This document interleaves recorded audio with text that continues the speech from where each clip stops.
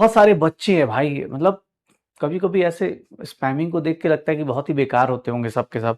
लेकिन भाई जो पढ़ने वाले हैं, पूरा 1 से लेकर 50, आई थिंक 50 क्वेश्चंस थे, सारे अटेम्प्ट करके उसका आंसर की बना के बता भी रहा है कितना सही कितना गलत। ये this is the best use of community भाई। अपना भाई साहब बॉम्ब फोड़ के निकल जाओ, दूसरे का मत देखो। वहां पर देखोगे तो सब लगे पड़े हैं, कौन कहां से बिलोंग करता है, कौन टीचर बेस्ट है, कौन टीचर नहीं है, तुम क्या नोट्स बनाते हो नहीं बनाते हो। भाई कम्युनिटी का सबसे बेस्ट उपाय है, ठीक है। कम्युनिटी हो गया। कुछ लोग, मैं जैसे ब्लॉग बना रहे, मैं कुछ कुछ यूट्यूब पे मेरे पास रिकमेंडेशन आ गई है।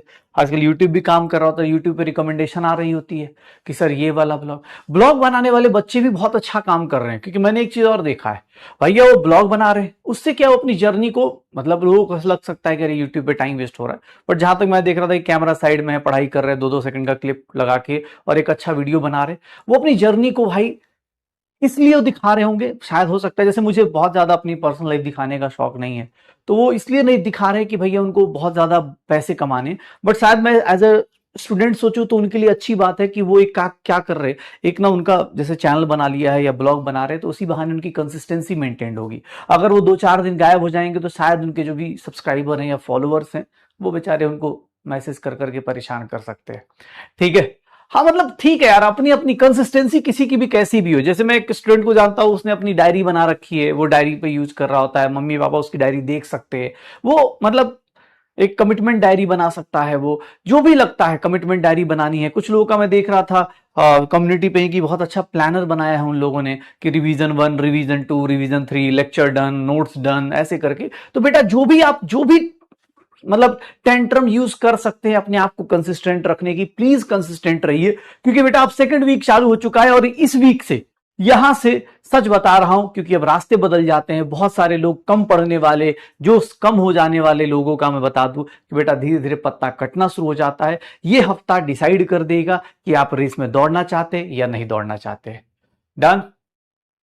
अरे कोई दिक्कत नहीं, बहुत बढ़िया, 50 में 50 किया था।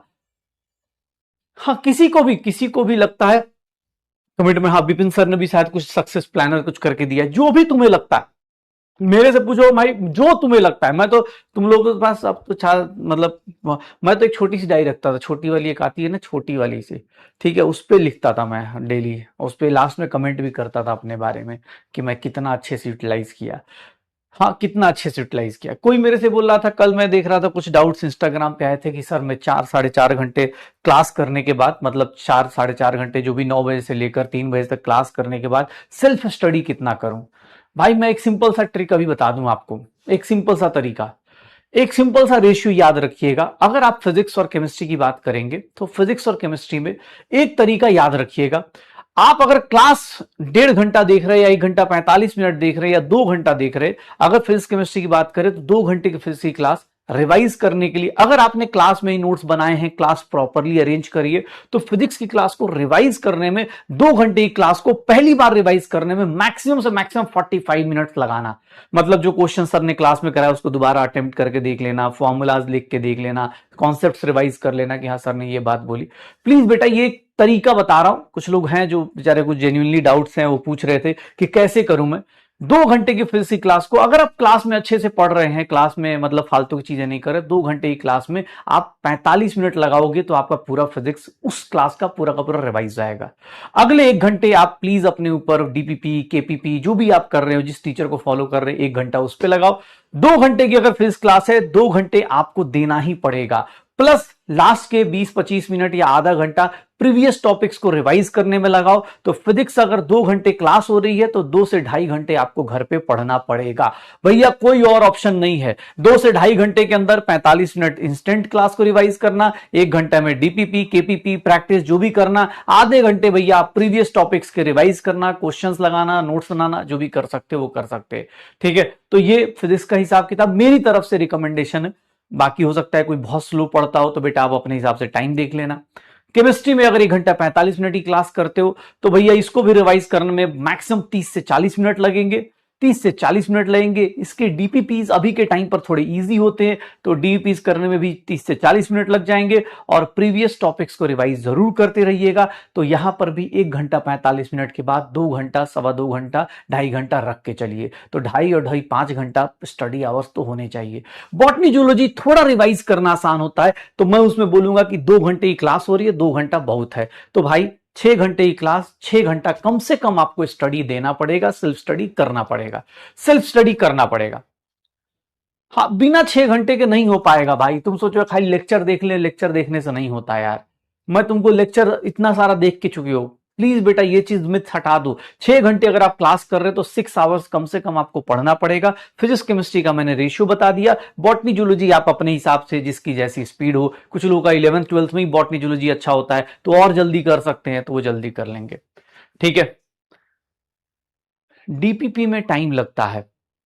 हाँ, ये एक बात बोली गई है, डीपीपी में टाइम लगता है। बेटा एक बात बता देता हूं, न्यूमेरिकल्स जब करते हो, ठीक है, न्यूमेरिकल्स जब करते हो तो देखो अभी जो चैप्टर्स चल रहे हैं, मान लो फिजिकल केमिस्ट्री है, तो फिजिकल केमिस्ट्री के मतलब अगर 30 क्वेश्चन अगर मैं डीपी दे रहा हूं, तो डीपी में 30 में से 28 क्वेश्चन होंगे जिसमें न्यूमेरिकल होगा, सॉल्व करना होगा। भाई प्लीज, जिनको भी न्यूमेरिकल्स में टाइम लग रहा है, मैं तुमको बोल रहा हूं कैलकुलेशन में टाइम मत वेस्ट करना। अगर आपको 30 क्वेश्चन दे रहे तो भैया उसमें से 10 क्वेश्चन की कैलकुलेशन करना, खुद से हाथ से लिख के करना, और बाकी 20 क्वेश्चन कैलकुलेटर से भी लेके हेल्प कर सकते हो। इसमें बुरा मत मानना, ये मत सोचना अरे सर कैलकुलेटर प्रमोट कर रहे, एग्जाम में कैलकुलेटर नहीं मिलता।